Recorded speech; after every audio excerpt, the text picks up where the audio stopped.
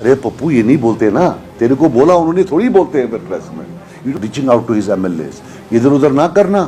मेरी HM uncle और PM uncle से बात हो गई, मुझे होम मिनिस्टर अंकल और प्राइम मिनिस्टर अंकल ने बोला कि हम आपको डिस्ट्राइबलाइज करेंगे Pappu.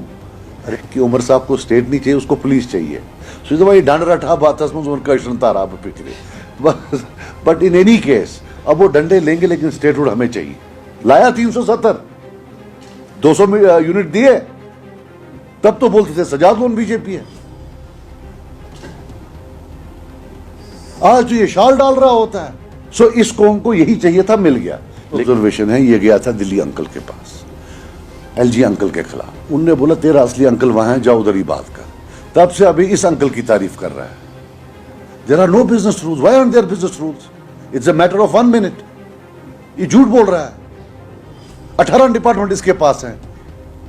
Can he as a human look after 18 departments? जो आज के ये हुक्मरान हैं ये नहीं रहेंगे, उठ के चले जाएंगे। कोई नई बात बोली उन्होंने? यू सी, जब कहने के लिए कुछ नहीं तो प्रेस कॉन्फ्रेंस क्यों की?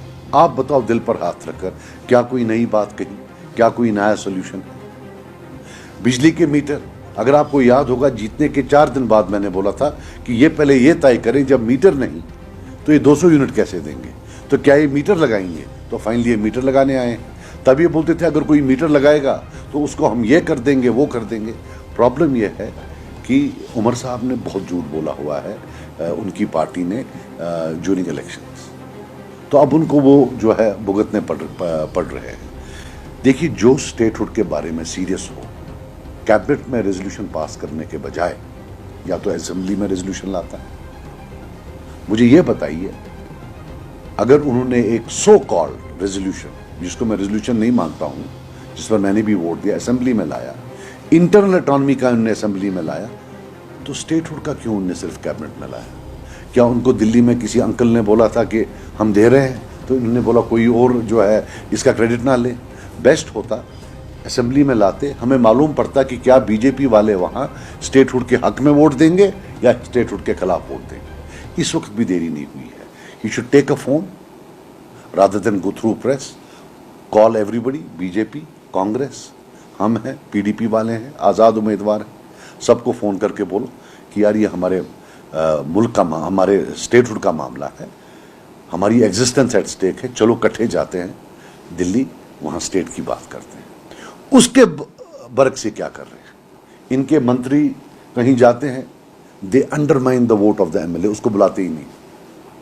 मेरे पास टाइम नहीं है, मैं नहीं जाऊंगा इनके मंत्रियों के पास, लेकिन बाकी एमएलए जाना चाहते होंगे। Once you undermine your own assembly vote, why do you expect that Delhi will not undermine your vote? If you want Delhi to respect the assembly vote, first start respecting your own MLAs. Stop treating them like dirt किसी भी हालत में। और हम किसी भी जगह जाने के लिए तैयार। वो जहां बोले, वो चीफ मिनिस्टर हैं, हम उस इंस्टीट्यूशन की रेस्पेक्ट करते हैं। वो बोले भूख हड़ताल, हम भूख हड़ताल भी करेंगे, हम साथ जाएंगे उनके, मगर वो सबको चलाएं वहां। और ऑनरेबल एमएलएस को डिसरेस्पेक्ट करना छोड़ दें, अपने मंत्रियों को बोले फ़ोन करना छोड़ दें।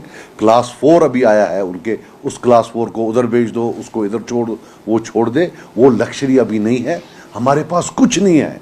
ये पुराना J&K नहीं है, ये यूटी है। ये जो आपको सेटल करने हैं स्कोर्स कि उसने मुझे वोट नहीं डाला इसलिए उसको मुझे अब पनिश करना, ये बाद में करो।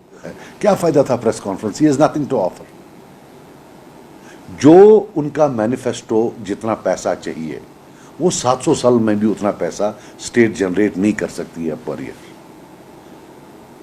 दे have lied so much. The cost of implementing that manifesto is thousands of crore per year. यहां जीपी फंड के पैसे नहीं है। मीटर के बाद वो पहुंच जाएगा 3,500 पर, 2,500 में से 500 रुपया ये इसको दे देंगे। Means he will still pay the double. He is going to punish everybody for voting for him. तो मुझे उसमें जो है I don't see any, but statehood पर मैं बिल्कुल इनके साथ हूँ। स्टेट्समैन को वापस लाने के लिए एक स्टेट्समैन चाहिए।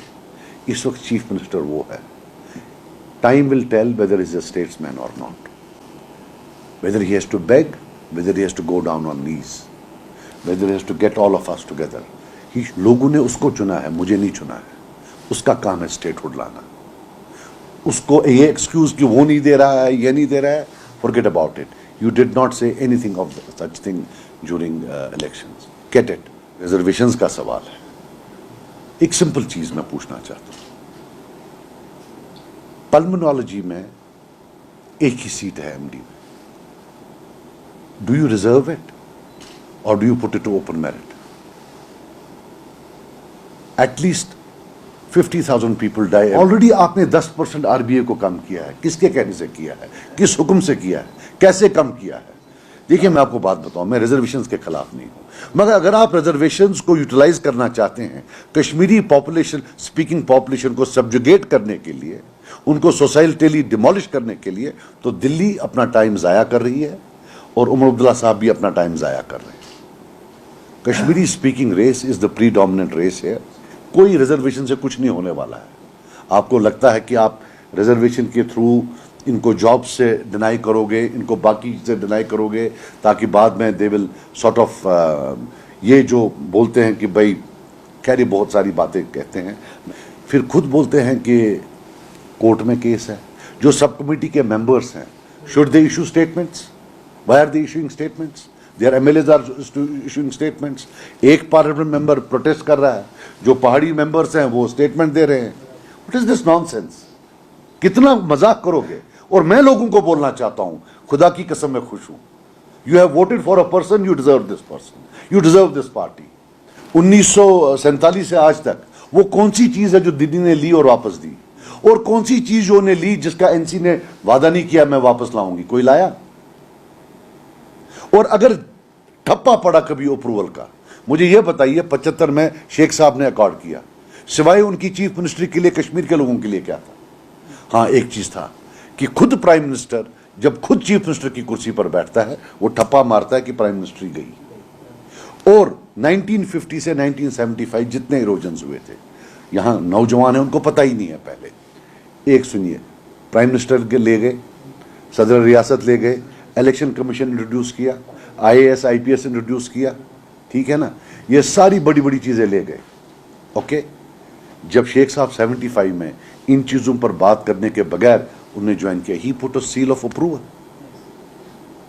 ही put a seal of approval. और BJP is known to be a very revengeful party. ये वेनिजेंस से काम करते हैं, राइट. और आइडियोलॉजिकली जो है वो मुसलमानों के हक में नहीं है.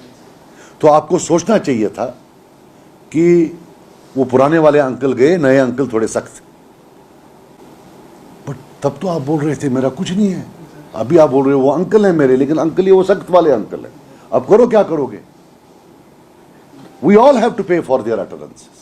ये मेरी पर्सनल. एक बंदे ने 18 डिपार्टमेंट रखे हुए हैं, हम एक नहीं चला सकते थे. Big departments, electricity, urban development, I think revenue, health. नहीं, हेल्थ तो उनके पास है, सकीना जी के पास है. फाइनेंस, अच्छा फाइनेंस मिनिस्टर इतने अच्छे हैं, जीएसटी गए, बोला शॉल पर नहीं है, मालूम पड़ा उठा भी अगली बार उठेगा. He such a financial wizard.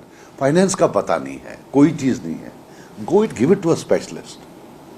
अब तो वहां कोई स्पेशलिस्ट नजर नहीं आती है, वहां किसी ने शायद पढ़ा नहीं है उतना फाइनेंस. नहीं, मुझे नहीं लगता है वो फाइनेंस का इनका है. That will be always be a problem. They don't. इनका मुंह और इनके अटरेंसेस इलेक्शन से पहले पर्टेनिंग टू बीजेपी और आज, तब तो इस पूरी दुनिया को बीजेपी बोल रहे थे. अब तो जो वो राहुल कमल है गोदी मीडिया का, उसने इसको बोला you sound like a BJP spokes person. मैंने नहीं बोला, उसने बोला. ईवीएम्स के बारे में इसने जो है अपने इत्तेहादी पार्टनर के खिलाफ बोला. वन नेशन वन इलेक्शन में he gave no stance at all, nothing at all. और जब तक इनको स्टेटहुड वापस नहीं मिलता, there will be no dignity for the people of JNK and no dignity for that seat. बाकी सब झूठ है, बाकी सब टोटल लाइज. शेख साहब एक अजीम लीडर थे. आई बिलीव कि वो छुट्टी होनी चाहिए, 13 जुलाई की छुट्टी होनी चाहिए. और 1999 के बाद जो लोग मरे हैं उनके लिए भी एक उनकी मेमोरी में भी एक दिन छुट्टी का होना चाहिए. वो छुट्टी का दिन इसलिए, एक उनके रिस्पेक्ट के लिए, because they lost their lives to violence for no fault of theirs. And also जिन लोगों ने वो वायलेंस यहां लाई, उनके लिए रिमाइंडर कि don't do experiments which bring in violence. जहां शेख साहब डिजर्व करते हैं एक दिन, 13 जुलाई वाले डिजर्व करते हैं, ये क्या नहीं करते हैं? 2-2 भाई एक एक दिन जो है मारे गए, 3-3 भाई एक एक दिन मारे गए, एक ही घर के पूरी फैमिली, तो उनका मेमोरी कहीं ना हो, किसी को याद नहीं है। लेकिन इंशाअल्लाह, मुझे लोग कुछ भी बोले, लेकिन 99 के बाद जितने भी लोग मरे, मैं इंशाअल्लाह उनका जो है I will remember them and I will try to represent. यार जो भी कोई इनको 5 साल से पहले उतारने की कोशिश करेगा, वो कश्मीरियों का सबसे बड़ा दुश्मन। I want them to complete 5 years so that ये गांधी का हमेश खतर इंशाअल्लाह 5 साल करेंगे, ये अंकल वंकल मिलाकर 5 साल करेंगे, फिर अंकल भी जाएगा तो ये भी जाएंगे। अब आप ये अपने एमएलए को डरा रहा है।